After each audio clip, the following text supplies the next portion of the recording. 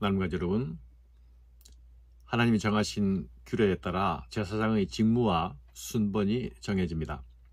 다윗은 아론의 자손들 중에서 엘르아살과 이다말의 자손들로 제사장을 세우죠. 또한 그들을 24반차로 나누어서 성전 봉사를 위한 질서를 확립합니다. 직임을 맡기는 일에는 제비 뽑기라는 방식을 취하여서 공정성을 담보합니다. 이 과정은 단순히 행정적 조직의 의미를 넘어서 하나님께 드리는 예배의 거룩함과 그 안에서 필요한 순종의 중요성을 교훈합니다. 오늘 본문은 성전에서 행할 제사장의 직분을 체계적으로 정리하고 있죠. 성전 직분을 맡은 사람들은 아론의 아들들로부터 시작됩니다. 그러나 아론의 아들들이라고 해서 모두가 이 직분을 맡을 수 있는 것은 아니었죠. 나답과 아비후는 하나님께서 명하신 방식대로 섬기지 않았기 때문에 죽음을 맞이하지 않았습니까? 이는 제사장 직분의 엄중함을 다시 확인시킵니다. 이로 인해서 엘르아살과 이다말의 자손들이 제사장 역할을 계승합니다. 제사장 직분은 표면적으로 혈통을 따라 계승되는 것처럼 보이지만 내면적으로 보면 이 직분은 거룩으로의 부르심이요 순종으로의 부르심임을 알 수 있습니다. 하나님은 우리가 단순히 종교적 형식만을 따르는 것을 원치 않으시죠. 참된 예배와 거룩한 삶을 통해서 그분을 영화롭게 하기를 원하신다라는 사실을 우리가 기억해야 하겠습니다. 4절에 보면 엘르아살의 자손의 족장이 16명이고 이다말의 자손의 족장이 8명입니다. 이다말의 자손의 수가 상대적으로 적었던 이유를 추측해 볼 수 있습니다. 그것은 노베에 있었던 엘리의 집안 제사장들이 사울에 의해서 모두 죽임을 당했기 때문이죠. 5절에 보면 제비를 뽑았다는 사실이 나타납니다. 제사장 직무의 수행은 순분에 따라 엘르아살과 이다말 자손 중에서 제비 뽑아 진행되었습니다. 엘르아살 자손의 수가 이다말 자손 수보다 많았지요. 하지만 제비를 뽑아서 나누었기에 제사장 직분의 수행은 숫자 외에 아무런 차등이 없이 공정하게 나누어졌음을 보여줍니다. 제사장들의 반차에 속하는 이름들은 개인의 이름이 아니라 한 가족을 대표하는 이름들입니다. 그리고 이렇게 정해진 순서는 제2성전 시대의 마지막까지 계속 이어지게 됩니다. 여기서 성소의 일을 다스리는 자와 또 하나님의 일을 다스리는 자가 나타나는데 이것은 문자적으로 성소의 지도자들과 하나님의 지도자들이란 말입니다. 그런데 이들은 각각 다른 것을 표현한 것이 아니라 같은 일에 대한 동의적인 반복 표현으로 볼 수 있습니다.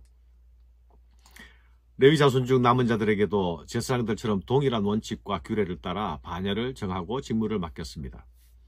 24장 31절에 보면 이 여러 사람도 다윗 왕과 사독과 아히멜렉과 제사장과 레위 우두머리 앞에서 그들의 형제 아론처럼 제비 뽑혔으니 장자의 가문과 막내 동생의 가문이 다름이 없더라. 이들도 역시 가문과 혈통을 따르지 않고 공평하게 제비를 뽑아서 정했죠. 이는 공정한 절차를 통해서 공평한 섬김의 기회를 주기 위함이었습니다. 성전 봉사의 일은 직무이고 사명이면서 동시에 은혜이기 때문입니다. 24반차의 조직을 가진 제사장들은 보름을 주기로 성전에 들어가서 여호와께서 아론에게 명하신 그 규례대로 섬기게 됩니다. 19절 말씀에 보면 이와 같은 직무에 따라 여호와의 성전에 들어가니 그의 아버지 아론을 도왔으니 이는 이스라엘의 하나님 여호와께서 명하신 규례더라. 이렇게 정해진 제사장 직무는 결국 아론이 하던 일들과 관련이 있는 것이죠.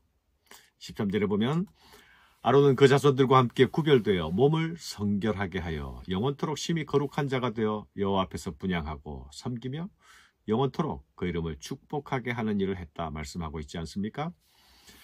아론의 자손인 제사장들의 직무는 여호와 앞에서 분향하며 또 축복하는 것입니다.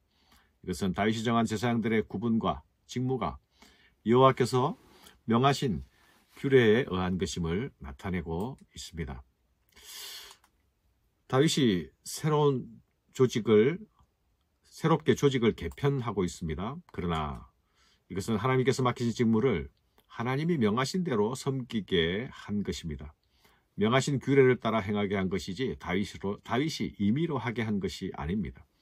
사역의 분배 역시 사역이 갈등 없이 올바르게 진행되기 위한 필요로서 행한 것이죠. 하나님이 우리에게 맡기신 부름들이 있습니까? 그렇다면 그 부름을 하나님의 방식으로 감당해 내야 합니다. 우리가 감당해야 하는 모든 섬김, 모든 사역은 하나님의 원칙, 하나님의 질서에 따라서 이루어져야 할 것입니다. 사랑하는 여러분, 성전 봉사는 레위인들의 특권이자 의무가 아니었습니까? 따라서 어느 계열이 두드러지게 드러나는 것보다, 그렇게 경쟁하는 것보다 공정하게 섬길 기회가 주어지는 것, 그것이 더욱 중요했습니다. 외적인 드러남보다는 내적인 순종과 질서가 더 소중했습니다. 레위인과 제사장들은 예배자들을 위한 예배자들이었습니다. 그래서 그들의 존재는 성전 건물보다 더 소중한 것이죠. 그들의 섬김을 통해서 비로소 성전이 성전됩니다. 그들로 인해, 그들의 섬김으로 인해 예배가 예배될 수 있게 되는 것입니다. 우리 성도들이 바로 그런 사람들임을 기억해야 하겠습니다. 감사합니다.